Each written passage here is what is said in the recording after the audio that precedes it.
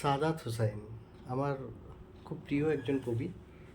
তো তার একটা খুব বাস্তবমুখী লেখা ভাবলাম তোমার সাথে শেয়ার করি, দেখি কেমন লাগে। আমি গিটারিস্টও নই, আমি আবৃত্তিকারও নই, কিন্তু তোমার সাথে শেয়ার করতে ভালো লাগে, তাই এটার একটু সাহায্য নিচ্ছি। ঠিক আছে?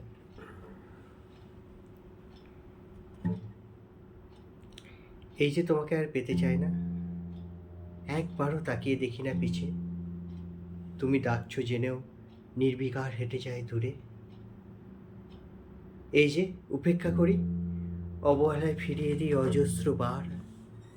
প্রতীক্ষার প্রত্যাখ্যানে ভরিয়ে দিতে থাকি তোমার স্মৃতির খাতা।